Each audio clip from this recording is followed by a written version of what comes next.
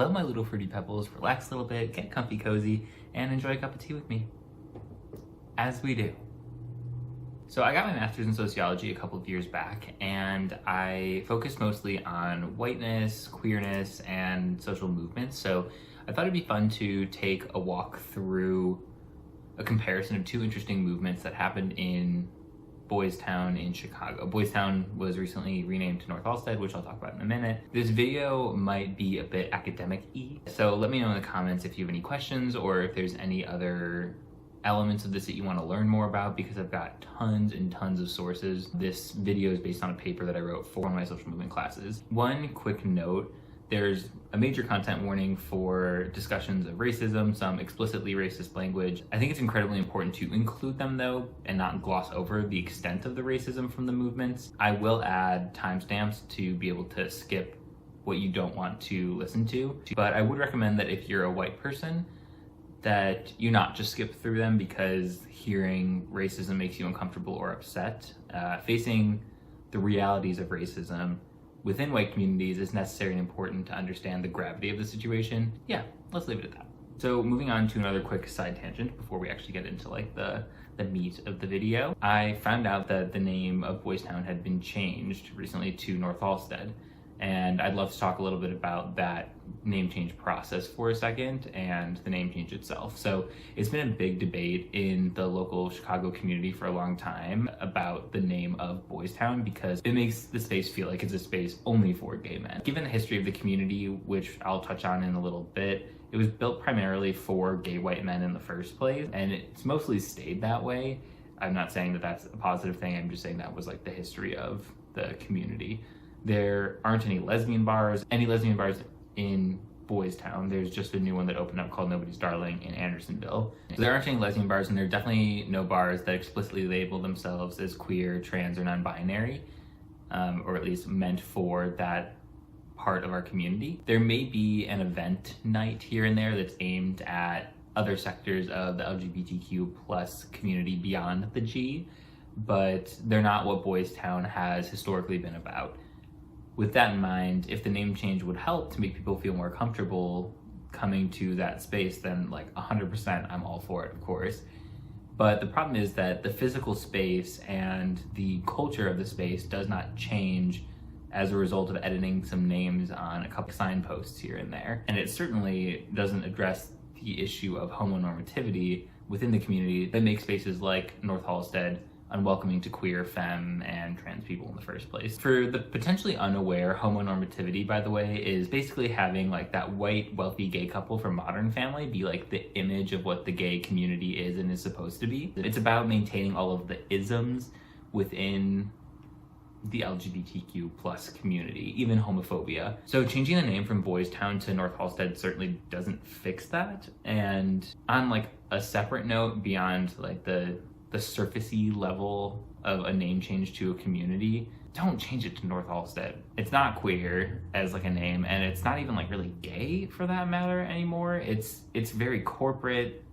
It's connected to North Halsted Business Alliance, and it strips this community of any sort of like queer identity at all, which just continues to fall into the trap of late stage capitalism and gentrification working in tandem to turn every physical space into a carbon copy of wealthy white suburbia. Once a Furious Spoon, a Target, and a Whole Foods move into a place, then things are really about to change in your area. The Furious Spoon that cropped up in this town used to be actually a gay bar called Spin, and there would be a lot of cruising that would be done downstairs in the bathrooms, and that space is now the prep kitchen for Furious Spoon. Which I just find so funny.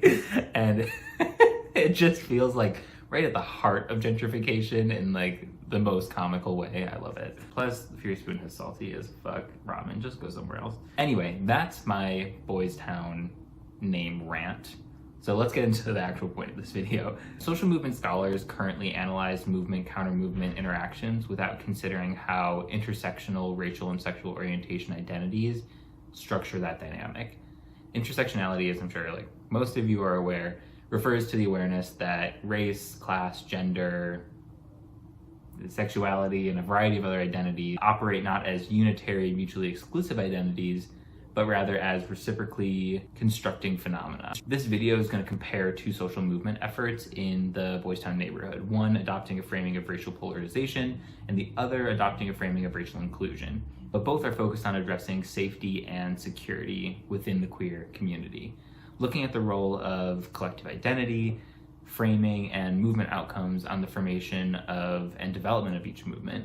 We can better understand how to look at movement counter-movement dynamics through the lens of intersectionality.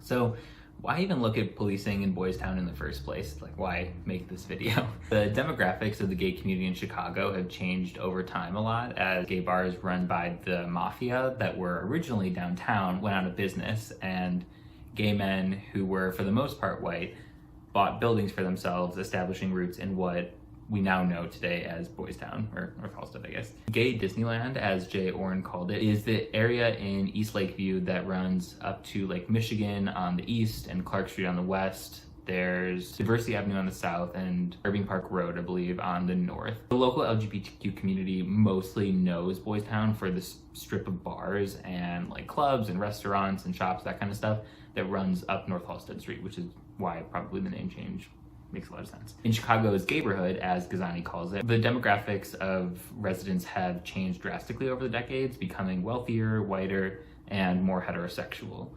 Given this transformation, clashes in Boystown have increased over issues of race and even led to the development of social movement organizations and other community groups. In what I'm going to talk about throughout this video in this analysis, I'll try to demonstrate how LGBTQ plus communities mobilize race, how they use race to make movements happen around security and safety concerns. I'll also look at how collective identity, framing, and movement outcomes play into this mobilization process. Both Boystown and organizing around policing within queer communities provide unique opportunities for analysis for two key reasons. The first is that the narrative of LGBTQ plus community resistance and organizing stems from the Stonewall riots. Of course, there were other moments, movements, riots, rebellions, etc. that demonstrate the history of queer resistance to policing, but the Stonewall riot in 1969 is the episode that stays the strongest in our collective memory. And there's actually a really good article that was written about kind of why the Stonewall riots became like the one that we talk about when we talk about queer resistance to policing instead of anything else, like the San Francisco New Year's Ball raid in 1965 or Compton's cafeteria disturbance in 1966. There's the LA Black Cat raid in 1967, the Snake Pit Bar raid in 1970. There's just tons of other moments in queer history that are about resistance to policing, but the Stonewall riot really sticks out as the one that we remember collectively and the one that we discuss the most frequently. There's this good article by Armstrong and Crage that argues that it's relating to the commemorability, the mnemonic capacity, resonance, and institutionalization potential based on the event's commemorative form. I'll add the article in the text box below if you want to give it a read. It's absolutely fascinating. This narrative of queer resistance makes framing around issues of policing, security, and safety more resonant within queer and trans communities, which changes how we organize to address the same problems around safety and security today. Essentially, local campaigns and movements with queer people in them can identify with this long-standing history of concerns about policing and safety, whereas narratives in heterosexual communities might not elicit the same response tied to their collective identity, making the frames within LGBTQ plus communities more resonant. The other reason looking at organizing in queer communities around security is interesting is because sexual orientation creates differences in white people's racial attitudes. So Eric Anthony Grollman came out with this really cool article in 2018, which I'll link below, that talked about how white gays have more left-leaning political values than straight white people and are more likely to have, quote, favorable attitudes toward Black people, especially in the domain of symbolic racism, end quote. Grollman hypothesized that this related to the underdog theory. Basically, this theory says that if you've experienced one form of oppression, then that opens someone up to identifying with and understanding the plight of other groups who are experiencing oppression, but who you are not a part of that group.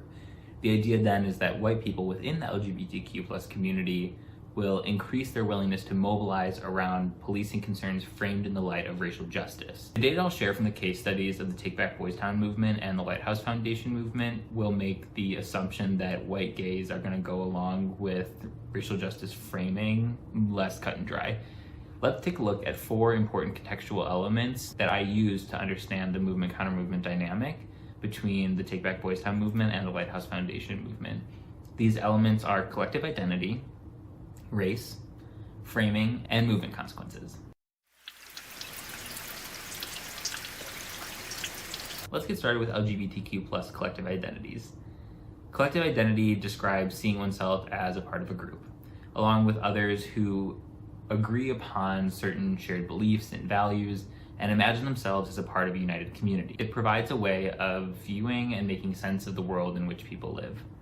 People in any particular identity group engage in identity work to define the boundaries of what constitutes membership to the collective identity. The process of boundary negotiation can get complicated because not only are people working to define a clear us and them, but they're also working to define different thems within the us to create these different subgroups. Subgroups then struggle to gain or retain legitimate standing amongst all the other subgroups. The LGBTQ plus moniker itself emphasizes the likelihood that subgroups will battle to maintain legitimacy within the community. Lesbians, gay men, bisexuals, and trans people have used essentialist politics to create clear categories for the collective identities. Essentialist identity categories delineate strict boundaries that prohibit the fluidity necessary to incorporate others into them. Basically, every letter in the gay alphabet soup has some pretty clear-cut boundaries of who belongs in each one of those, or overlapping in a couple of them. And we've done that purposefully to bring together a diverse group of peoples to jointly fight for political power. But now it has opened up a whirlwind of complicated bickering of who belongs in the collective and who doesn't, because do they fit into LGBTQ, AIQQ, whatever the fuck, or don't they? And if they do they belong in one group or another? Which one is more legitimate? How are we supposed to know who to fight for and when? With the development of collective identity comes the opportunity to strategically deploy that identity for the purpose of empowering activists, or to enhance commitment through collective action tied to grievances of expressions of that identity. So let's say you're going to a rally. You're gay. You're gay now for this, or queer, or trans, or whatever. You are in the community, and you're going to a rally, and you know it's related to something about being a member of the queer community. Just by showing up, that strengthens your attachment and commitment to the collective identity of being a queer person, which increasing commitment also then results in an increased likelihood that you'll take part in consistent behaviors like showing up to rallies, furthering your connection to that identity. It's this really cool positive feedback loop of identity, connection, and action. One other quick note about being a homo, doing activism stuff. According to an article written in 1995 by Taylor and Rayburn, in a political context where employers, healthcare providers, and other gatekeepers to basic needs can deny access based on LGBTQ plus identity, the mere public acknowledgement or use of collective identity around sexual orientation and gender identity with identity politics constitutes as high-risk activism. The context has certainly changed since 1995, of course, when this article was written, but globally there can be still significantly high repercussions for being queer, even in nation states where it is explicitly illegal to be queer. There's, I think, 7 or 8, maybe 9 countries still that you can have the death penalty or life in prison for being some form of queer. And in the US, obviously that isn't the case, but there are still significant repercussions socially, legally, and the Supreme Court just talked about after the repeal of Roe v. Wade about talking about going to look back at Obergefell, which was the case that led to gay marriage, and even Lawrence v. Texas, which was the case that repealed sodomy laws. So, it's definitely high-risk activism to be queer or trans, is all I'm trying to say. So let's do a quick review of this little section here about collective identity. Collective identity is being part of a group. That group has boundaries between us and them, and within the many, many parts of us, which is especially prominent within the LGBTQ plus community, as it amalgamates so many different peoples with pretty strict guidelines on who falls into which letter or letters of the alphabet soup. Activists can use collective identity to mobilize action for a movement, strengthening one's commitment to the movement and increasing their likelihood of future involvement. And being queer is hard, so it's risky to be involved in activism. High-risk activism actually increases one's commitment to a cause more so than minimal-risk activism like collectivism or sending a letter to your senator. And scene. Woo! Okay. Let's look at race in a colorblind context. This section will be providing some general info about what's going on with race as a concept in the US today. Studying white people or even discussing race with white people becomes difficult and clouded with colorblindness as the dominant racial discourse of today. Eduardo Bonilla Silva was the one who kind of coined the term colorblind racism, and he's done a ton of really good research on it. Colorblindness is the dominant racial discourse wherein white people insist that race is no longer relevant, with colorblind racial discourse continuing to hide the contemporary and historical effects of structural racism. It's vital to name whiteness. Naming whiteness displaces it from the unmarked, unnamed status that is itself an effect of its dominance. By comparison, blackness in predominantly white spaces appears exponentially more visible, while the whiteness of the space remains unquestioned. The meaning of whiteness, while sharing elements nationally, is historically, locally, and contextually conferred to different communities of white people. This community variance in constructing the meaning of whiteness and race changes partially because of the social location of community members with regard to class, race, or sexual orientation, which will be relevant obviously when we're talking about a community like Boystown and in the context of a larger community of Chicago. While colorblind racial discourse dominates today, other forms of racial discourse rooted in biology and culture still exist. The predominant form of racial understanding and corresponding discourse depends on political, social, economic, and historical context. Colorblindness allows white people to evade power entrenched in racial structuring of society by individualizing themselves from racial aggregates. By this I mean that white people ignoring structural racism allows them to say, well, I'm not connected to a longstanding history of white people. On the flip side, black people don't have that luxury and are always swept into groups based on their racial identity. Still, by recontextualizing race within collective identities, race can serve as an identity through which activists create solidarity and frame the movement's goals and ideology, similarly to how I mentioned people can mobilize their queer identities earlier. There's one other big note that I kind of want to stamp on this before we move on to the next part in terms of race. Currently, things are definitely changing. I wrote this paper in 2019 or 2020, and it's only 3 years, but things have changed a lot from what I can see. What I'm trying to say is that currently things are definitely changing from an implicit colorblind racial discourse of millennials and boomers to a more explicitly noted structural racism discourse. It's a pretty cool change that will allow activists to tackle the roots of structural racism and whiteness more effectively. But currently, politically and culturally, however, a majority of our leaders and elders who are creating the narratives that run our systems abide by colorblind racial discourse. I guess really only time will tell which form of racial discourse will predominate and the effects that that'll have. Movement, counter-movement framing processes. What does that mean? What does that mean? Movements both construct collective identity and mobilize that collective identity for a particular goal, as I've mentioned before. Depending on how leaders present the goal or the issue, the members will have a different reaction, of course. Framing at its core is about meaning making, about meaning work, struggling over producing and mobilizing ideas and meanings. It involves 5 key dimensions. First is finding and interpreting a social problem. Next, locating causes. Third, interpreting goals. Fourth, addressing a target for protest. And fifth, justifying self as legitimate. Frame alignment links the daily effects of micromobilization. Micromobilization is basically all the little behind the scenes stuff that gets people to show up to actions or meetings, like the one-on-ones, the emails, the reminders, the home visits, all that stuff. Frame alignment links those effects within a movement or social movement organization with the broader symbolic atmosphere and political environment within which the movement takes place.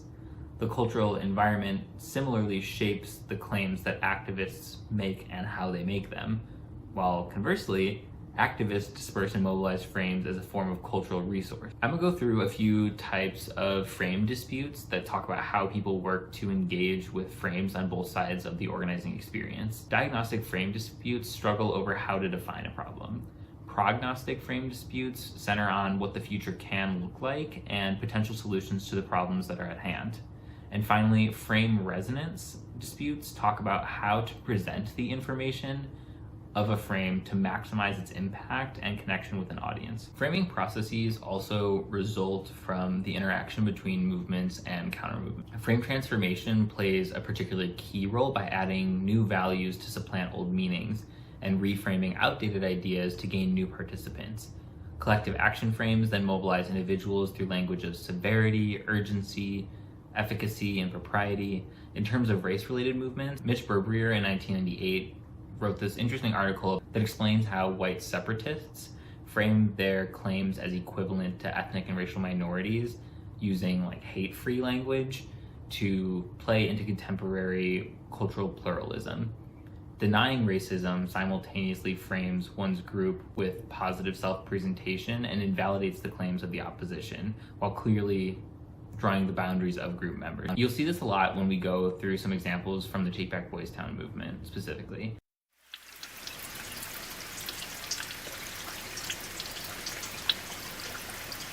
Okay, the next part that I wanted to look at was the chaining of unintended consequences. As a movement generates media buzz and begins to win campaigns, the likelihood of counter movements arising also increases. The continued conflict between movement and counter movement leads to the coupling around certain issue areas, while activists with wide variety of claims cluster around on each side.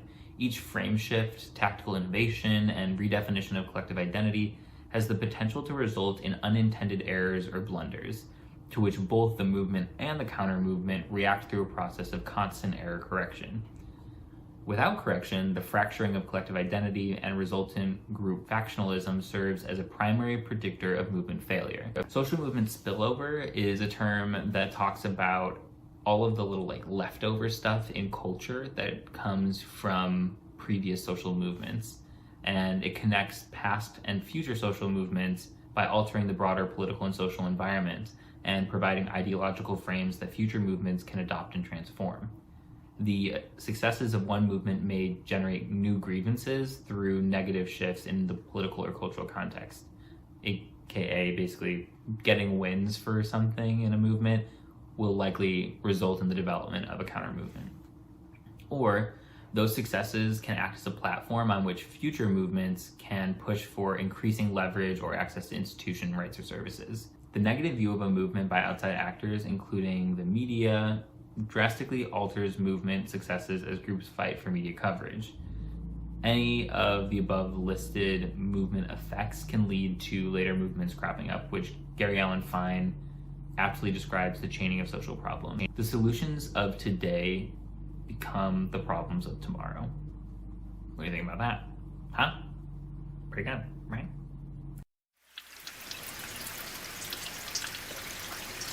Using newspapers and other secondary sources, I looked at stories of the Take Back Boystown movement and the Lighthouse Foundation movement within a time frame that began a month before the origin of the movements and continued up to the most current story of both movements while they were active, at least as of the time that I wrote the paper in the program in November of 2019.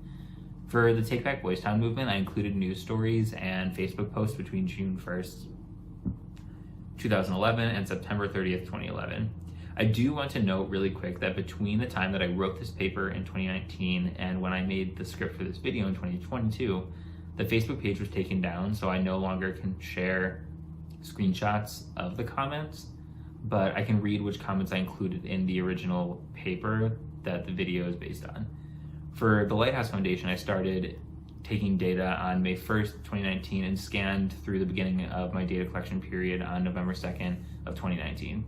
I incorporated a variety of local Chicago newspapers, including the Chicago Sun-Times, the Chicago Tribune, the Chicago Defender, the Chicago Free Press, and the Windy City Times, both The Chicago Sun-Times and Chicago Tribune address general Chicago audiences, but given the movement's focus on LGBTQ plus communities and racism, I supplemented their data with that from Chicago's notable Black and gay newspapers. To find articles relating to Take Back Boystown and the Lighthouse Foundation, I went through two processes. First, simple search. I typed in the names of both movements and pulled out every article that I could find on any one of the sites or archives of all of the articles or all of the newspapers that I listed before. Then I combed through every single issue that came out between my time frames and looked for any mention of either of the movements, which was laborious, to say the least. For any data that was not accessible through online databases, because of archival limitations, I used the US News Stream database through ProQuest to find archives from each newspaper that date farther back. I included both the content of the article themselves and the comments written on articles, web pages that were posted during the time frames. Additionally, I used the Facebook pages of both Take Back Boystown and Lighthouse Foundation, as well as any other articles that I could find on the topic through Google. This yielded 34 articles, dozens of supplementary documents such as press releases, CAPS meeting notes, and CPD crime data, as well as hundreds of comments between the articles and Facebook pages.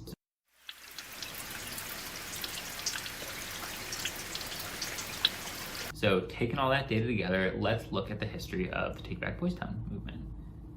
A shock ran through the Boystown community as a number of high-profile violent incidents occurred in quick succession between mid-June and early July in 2011. This perceived crime wave ran counter to statistics across Lakeview, which is the area that surrounds Boystown, and other neighborhoods in Chicago that demonstrated actually decreasing rates of violence. Compared to the previous year and a decade earlier, the number of violent crimes were down in Boystown, even if only marginally. It's just that they were really high-profile incidents that happened back to back. Still, the two stabbings on June 18th and July 3rd led to the development of a conservative movement known as Take Back Boystown. The movement spread by way of the Take Back Boystown Facebook page, which was later revealed to have been started by John Cunningham and his partner Rob Saul, who filmed and posted to YouTube the July 3rd stabbing after calling 911. I think. Overnight, the Take Back Boystown page had gained over 700 followers, and within a few weeks that number jumped to over 3,500. Invested citizens and activists alike commented on and posted on the social media page to highlight their perceptions of the problem. They pushed for increased policing and community vigilance, and they organized a presence at the district Chicago Alternative Policing Strategy, or CAPS meeting, for the month of July. At the July 6th CAPS meeting, there were some pretty high tensions as over 800 residents of the area debated who belonged in the community and screamed about their concern for safety. In the following year, the residents, aldermen, local business owners, and the North Halstead Business Alliance successfully pressed the city for increased policing by the Chicago Police Department and encouraged local businesses to adopt private security firms to patrol the area.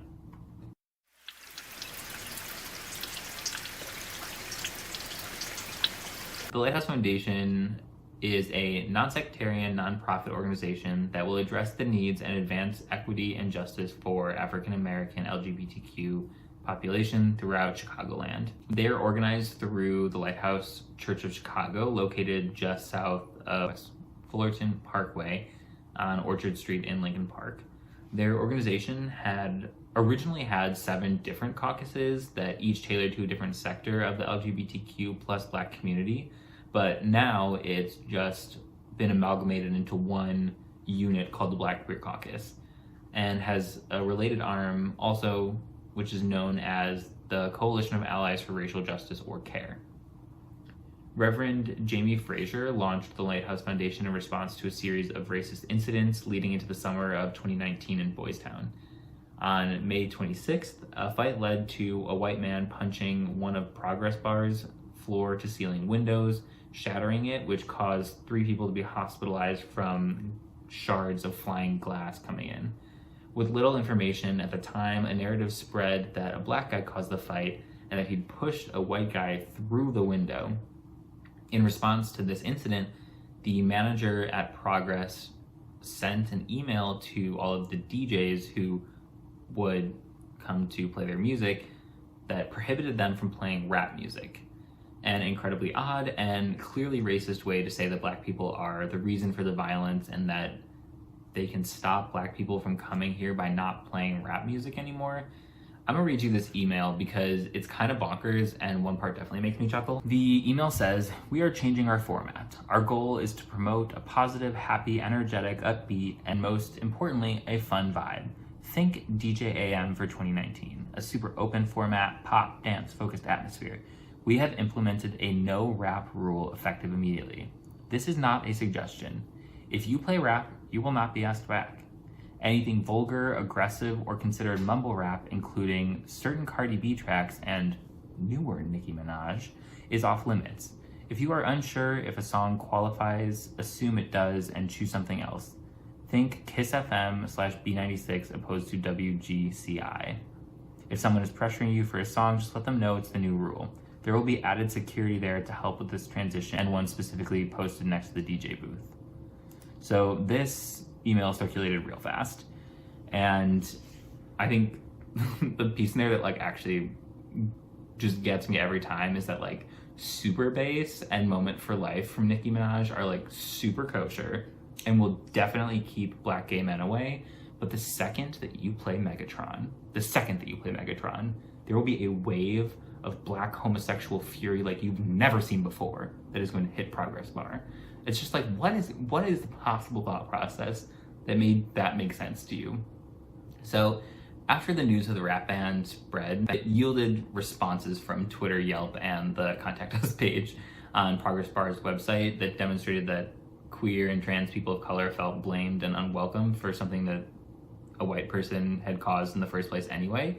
Racial tensions continued to rise when beatniks, which is a staple for outfits, jewelry, and shoes for drag queens in Boystown across from Roscoe's Tavern, they sold a vest with a Confederate flag on it the following week right after this, and thus the Lighthouse Foundation was born, holding a racial justice summit on Saturday, July 13th as a kickoff for the organization and the movement.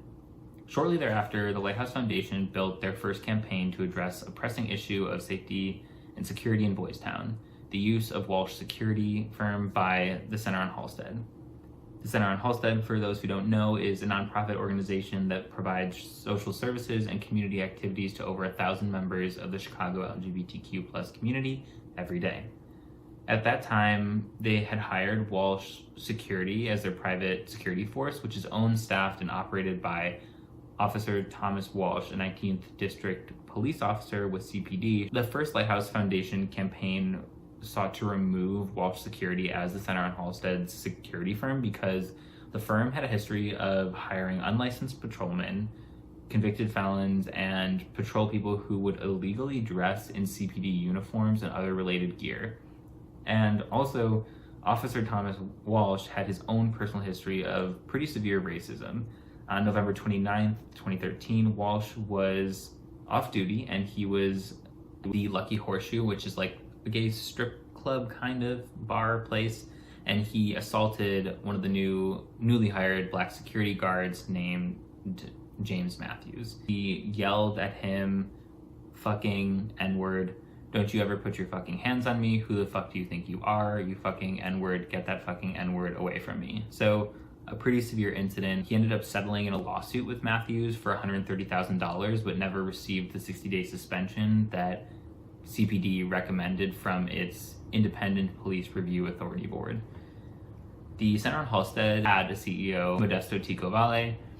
He was working with the Lighthouse Foundation to address the problem lately, but he had previously ignored the issues for 6 years until the Lighthouse Foundation began to mobilize.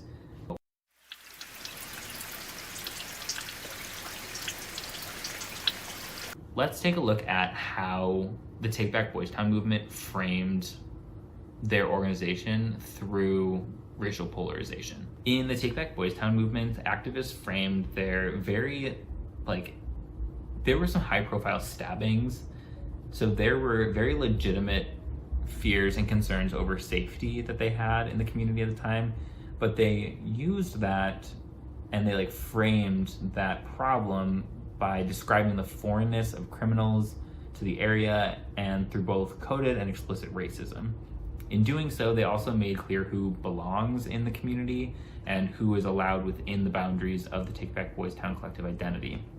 The name Take Back Boystown set the tone for framing the issue of safety in terms of non-natives coming to the area and committing crimes. In an article written in 2012 by Fishman, he writes, "The very phrase take back suggests an unwanted foreign presence and raises the question of who does and who doesn't belong in an area where the resident population is about 80% white and the median income in 2009 was about $65K. That comment highlights that residents define Boystown as white and wealthy, making Black and poor people seen as foreign to the community. The comments in the Take Back Boystown Facebook page aided in the diagnostic framing of the problem as people of color, specifically not from the area, coming to Boystown to cause trouble and commit crimes. This one person wrote, "Okay, let's focus on the real problem, the violent criminals themselves. These fights happen so quickly that the police can't possibly react that fast. The problem is with the type of people that are coming into the neighborhood. The word type suggests a foundational, possibly cultural, difference between the commenter and the criminals in addition to their violent behavior. Similarly, in a comment on an article from the Chicago Reader about the exclusion of people of color from Boystown resident posted, need I remind you that Boystown residents are not the ones committing crimes here? What is so wrong about not wanting criminals in our midst? The criminals are the ones ruining the safe space, not Boystown residents." Again, the person posting this comment emphasizes the foreignness of criminals, perceiving them as separate and different from the wealthy white Boystown community. Residents also implicated the LGBTQ plus social services provided by the Center on Halsted, the Broadway Youth Center, and others in drawing foreigners to Boystown, resulting in crime and the downturn of the local economy. This one person on the Facebook page wrote, "Hey, we need to take back Boystown. The Center on Halsted and the Howard Brown Youth Center on Broadway and Belmont both cater to people who commit these crimes. Get rid of them and watch the crime go down and the property values go back up." The decline of property values in cities due to compounding effects of federal and Chicago Housing Authority, redlining, and zoning laws, as well as concentrated poverty in predominantly Black communities, created a correlation between Blackness, violence, and poverty.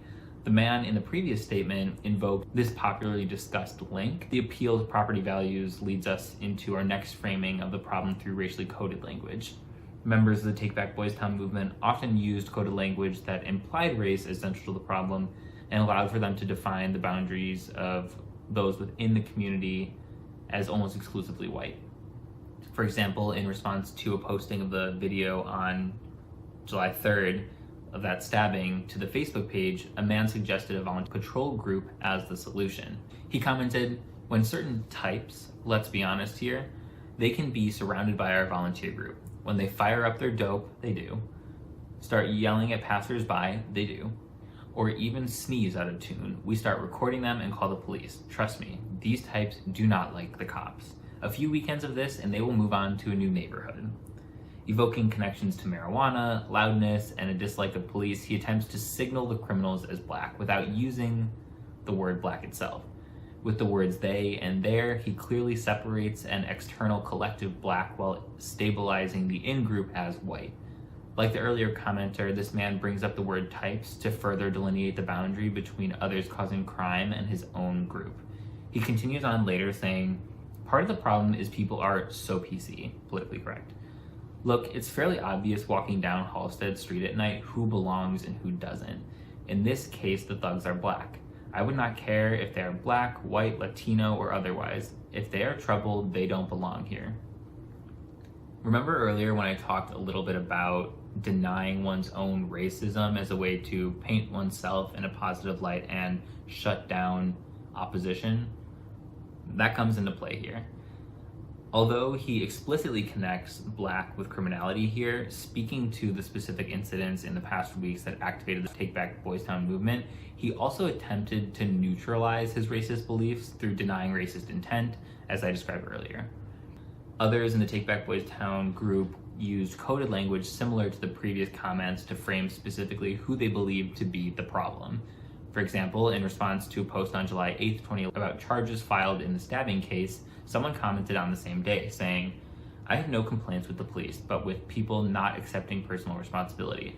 Let's start putting blame where it belongs. Ghetto thugs will always find a way around the system. All of these comments use thugs, ghetto, and a variety of other racist tropes to insinuate that black people are the ones causing the problem.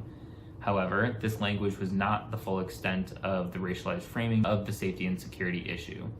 Of course, some of the comments I've already shared explicitly use racist terms, but the framing of the security problem as a race problem could not be more clear than in the next few quotes from the Take Back Boystown page that I'm going to share. Even in the era of colorblind racism, wherein explicitly expressed racism is viewed more negatively, several people in the Take Back Boystown movement seemed tacitly free from this form of social stigma. Here, they define the problem as black. One person in the Facebook page writes, "Just to inform you, you clueless bastards, it's us white folks who created and built good neighborhoods and America that it is today, not the fucking ghetto black folks. History proves that. Also, Boystown was built and created by gay whites with hard-earned money years back to make Boystown a great neighborhood that it is today. Boystown was meant to be a happy place with arms full of hugs and love for all of us gays who wanted a place to feel safe and have fun without the bullshit and crime. It's sad that Boystown has been taken advantage of by these fucking savage monkeys." This man connects his current claim about issues plaguing Boystown with biological and historical arguments that segregationists have employed in the days of slavery, convict leasing, and Jim Crow to present the problem of crime explicitly as black. He even reifies Boystown as a space that has been and should continue to be white. The next quote maintains diagnosing the safety concerns as related to black people from other areas in the city, similarly defining Boystown as a white space. This guy says, "Racism, let's see how this works. Black people come to a white section of the city and stab, beat, rob other mostly whites and some blacks, and that's not racist? Oh yeah." In this quote, the commenter conflates structural racism, the historically contextualized and structural oppression of people of color, with individual acts of violence that may or may not have racial prejudice involved. This equating process, commonly used in colorblind racial discourse, works to hide the greater structure of racialized oppression. In the next quote, they say, "They also happen to be very noticeably out of place. So why they are not questioned and asked to leave by the police is amazing. Check their ID, and if they don't live there, ask them to enter an establishment or leave. They travel from all over the city to infest Boystown with their ghetto mentality and violent attitude." Watching that video really has sickened me. It is what it is, and they were all black. Each of these quotes serves a few functions. First, it clearly diagnostically frames the problem of crime in Boystown as a problem instigated by black people from other neighborhoods in the city. Second, the comments earlier highlight Boystown as a white community and the victims as mostly white. With this rhetorical move, Take Back Boystown defines its collective racial identity as explicitly white and pushes for aims that would serve a white community. Third, these comments connect to cultural and biological forms of racism that stamp crime as an inherently black quality. With this in mind, it successfully accomplishes the fourth function, which is calling for the increased policing in Boystown. Take Back Boystown pressed for additional CPD officers, overlapping shifts from those officers to not leave any time unpatrolled, and the hiring of private security firms by local businessmen and social service agencies in an effort to provide improved safety for the local white population, decrease crime, and limit the number of black people coming to the area. In this light, Take Back Boystown was successful. The movement has drastically changed popular understandings of Boystown from an all-inclusive LGBTQ plus haven to an exclusively white gay community.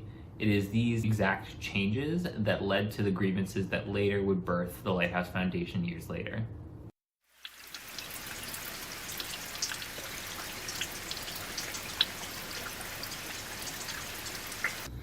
So let's talk about the Lighthouse Foundation then. The Center on Halstead, as part of the Boystown area, responded to the increased policing concerns of the vocal Take Back Boystown movement in 2011 and hired Walsh Security. This private security firm became the first target to then jumpstart the Lighthouse Foundation movement. How the Lighthouse Foundation framed the safety problem, who they believe belongs in the community, and what the solutions they believe are to this problem are pretty much opposite to that of the Take Back Boystown movement. Instead of using language of foreignness and racism, the Lighthouse Foundation frames their argument for alternatives to Walsh Security by highlighting the inclusive nature of the LGBTQ+ community, white allyship, and by transforming the frame of safety from crime to safety from police misconduct. Although the Lighthouse Foundation serves primarily Black, queer, and trans communities, the leadership and members continually highlight their desire to mobilize on behalf of all LGBTQ+ people. In the Lighthouse Foundation's press release detailing their goal to separate Walsh Security from the Center on Halsted, they addressed Modesto Valle, the center's CEO, directly by saying, "We ask you to openly and honestly work with us now for the advancement of all LGBTQ+ people, whatever their class, color, and community of origin." This call for collaboration attempts to break down the barriers within the Boystown area set up by the Take Back Boystown movement to incorporate people of varying races, socioeconomic status, and neighborhood of residents into the Lighthouse Foundation community. Similarly, in a post on their Facebook page about speaking at the Chicago Police Board meeting on September 19th in 2019, they state, "It is profoundly disappointing that Center on Halsted CEO Modesto Tico Valle has continued to employ a known racist to provide, of all things, security in a community center that should be welcome to people of all colors, communities, and creeds." In these two quotes, they highlight the need to address their goals for the betterment of the entire LGBTQ+ community, despite their expressed organizational goal of focusing on the needs of Black, queer, and trans people. Additionally, they build an inclusive collective racial identity that involves people of all races, which reflects the structure and membership of their organization. A Chicago Sun-Times article also highlighted the goal of the Lighthouse Foundation to replace Walsh Security with, as they say, a security firm that can provide trauma-informed security guards with experience working directly with LGBTQ+ people of all ages from a diverse racial, ethnic, and socioeconomic background.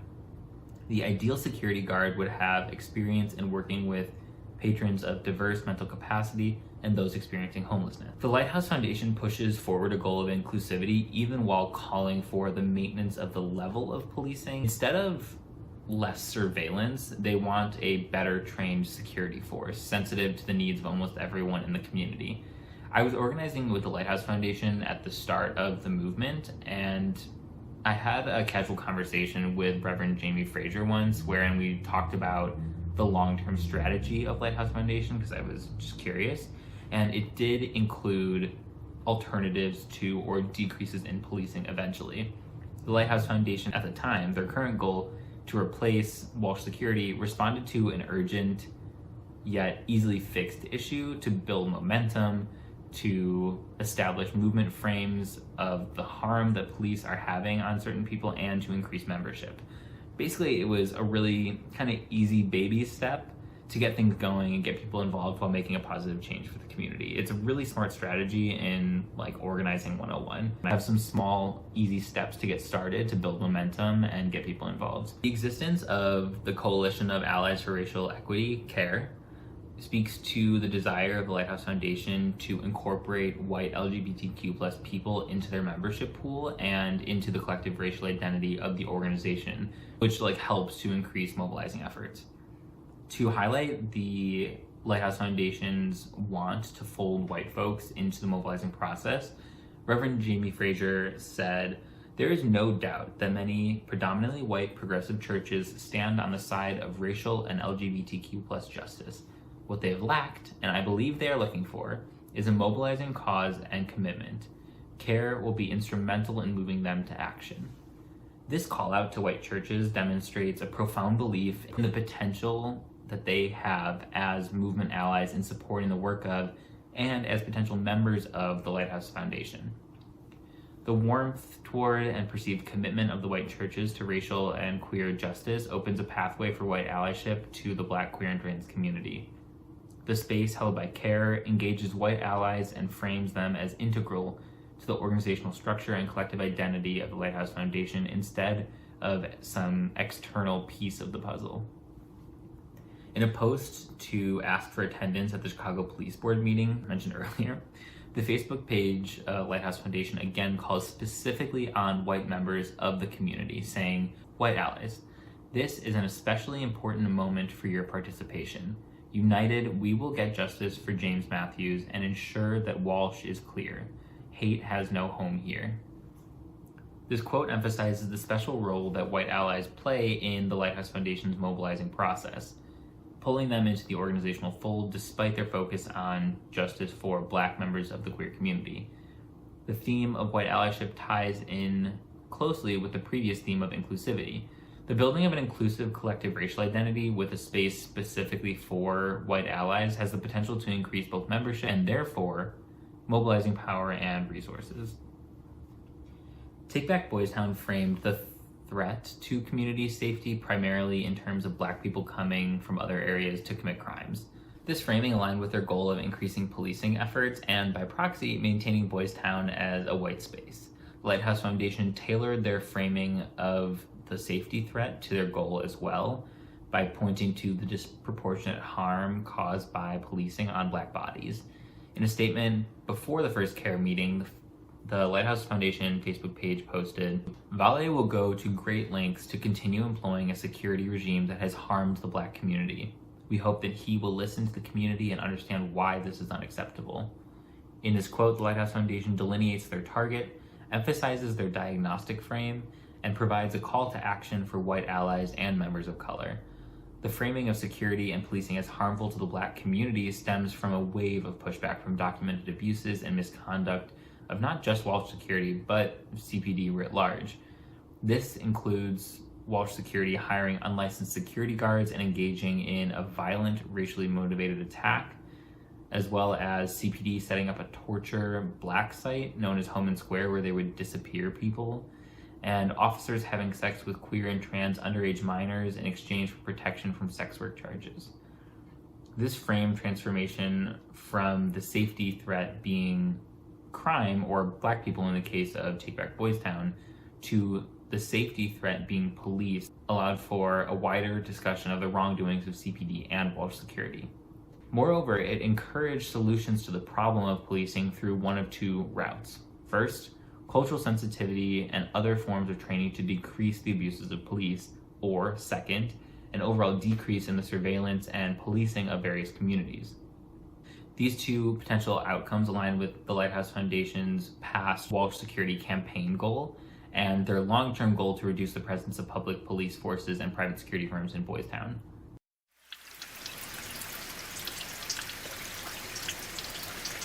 Through the processes of diagnostic framing around security and safety concerns and building and mobilizing collective racial identity, both Take Back Boystown and the Lighthouse Foundation achieved their primary campaigns. After Take Back Boystown in 2011, business owners and social service agencies did hire an overlapping array of private security firms to police both their own institutions and the Boystown area. The Take Back Boystown movement also accomplished a more understated agenda. They made Boystown a space welcome exclusively to LGBTQ+ white people. Responding to this increase in policing, as well as a flurry of racist incidents and the narrative of Boystown as a white space, the Lighthouse Foundation was born. Their reframing of safety concerns around the threat posed by police and safety officers allowed them to push the center in Halstead to search for a new private security firm that is sensitive to community needs. The center, after months of pressure, replaced Walsh Security with Quantum Security LLC. The comparison of both Take Back Boystown and Lighthouse Foundation's campaign to remove Walsh Security from the center in Halstead brings to light some key empirical and theoretical contributions. First, while both movements successfully accomplished their main goal as mentioned before, the Lighthouse Foundation faced less community opposition in the process and thus saw reform within just a few months of mobilizing. In contrast, the Take Back Boystown movement resulted in direct conflict with Gender Just and other community groups, which prevented the increases in policing that the Take Back Boystown movement desired for almost an entire year. Some of this result is likely from the inclusivity of the collective racial identity developed and mobilized by the Lighthouse Foundation. and likewise by the exclusivity of the collective racial identity of the Take Back Boystown movement. Incorporating more people into the collective identity of a group allows for increased resources and numbers for mobilization, while simultaneously decreasing potential opponents. This leads to more efficient and successful mobilizing. Second, looking at these two movements provides support for Gary Allen Fine's theory of the chaining of social problems, specifically the presence of unintended consequences leading to future grievances and issues. Take Back Boystown saw an increase in policing and surveillance as the solution to a perception of rising violent crime in Boystown in 2011. This became the exact problem and primary fight through which the Lighthouse Foundation would gain momentum and start its fight for racial justice in the Boystown community. The solutions of today are, and they always will be, the problems of tomorrow. Third, the debate over who belongs in Boystown mirrors the long-standing conflict over who belongs in the LGBTQ community overall. I take the queer perspective on Mary Patillo's major conclusion in her brilliant book, Black on the Block, if you have not read. Her argument states that there is no single way to be Black. The Black community is not monolithic, of course, expressing a range of interests, needs, and intersecting identities. Blackness itself, Patillo argues, means engaging with other Black people and debating the needs and boundaries of the community. Similarly, being lesbian, gay, bisexual, trans, queer, or a dozen other identities that fall under the LGBTQ+ community umbrella means engaging with other people in the community and debating over what is best for the group. Over time, the wants and needs of the community will shift, but participation and commitment to community engagement defines who belongs in the community more than anything. Finally, the data and present analysis brings the theoretical contribution of intersectionality into connection with social movement theory of movement-counter-movement interactions. Activists with a variety of intersecting identities make up social movement organizations that then frame their understanding of current injustice and future changes through the lens of those intersecting identities. The Boystown movement, while unique in their concentration of LGBTQ+ folks, reflects the existence of a diversity of race, gender, sexual orientation, class, and other identities in any place and time, which shapes movements' building of collective identity, their framing processes, and the resultant movement outcomes. I do want to ensure that y'all know that my data was limited in a number of important ways that restricts the generalizability of what I kind of parsed out through looking through all of the data. First, I was unable to triangulate my secondary qualitative data with other data to determine if any spurious factors influenced the outcomes I described for each movement. Second, the two movements that I compared were different in terms of their organizational structure, their access to resources, the intensity of inciting incidents, and the cultural context. In addition to these differences between the movements, the Take Back Boystown movement concluded, while the Lighthouse Foundation movement remains ongoing. I still can't speak to the full effects that resulted from the Lighthouse Foundation mobilizing efforts. I can talk about that one campaign that was a direct result of the Take Back Boystown movement, which was successful in a shorter period of time. But that's about it. Each of these factors bears on mobilization, recruitment, and outcomes, which likely affect the data and the conclusions. Finally, a significant amount of research has also demonstrated the potential biases that newspapers present in terms of what they cover and how they cover it. Using a variety of local newspapers, I hope to kind of address some of this concern, but still I found an article in the Chicago Reader that highlights the difficulty that some newspapers have addressing race in the first place, which further limits the thoroughness that studying whiteness or race through secondary newspaper data can accomplish.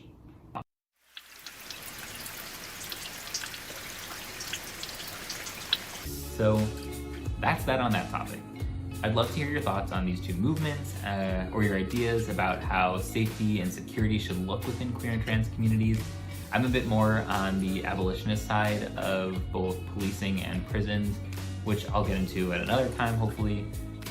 So discussions of what safety and security should look like for me usually don't really involve police officers or security firms, but I would love to hear what your thoughts are about increasing policing, these two different movements, if anybody watches this that has been there for the Take Back Boystown movement or is a part of the Lighthouse Foundation movement, I'd love to hear your thoughts on the video as a whole or your perceptions of some of the problems that are happening. There's just so much to talk about with the context of racism within the queer community, specifically in Chicago. But anyway, I hope you're all doing well, and I hope you are showing yourself and others how much love, gratitude, and kindness you have to offer the world. I will see you soon. Bye. I just turned 14, and I think this year I'm gonna be mean. Don't mess with me, I'm a big boy now, and I'm very scary. I punch my walls, stay out at night, and I do karate. Don't message me, cause I won't reply, I wanna make you cry. Ain't that how it's supposed to be, though it isn't me. Boys will be buds, right?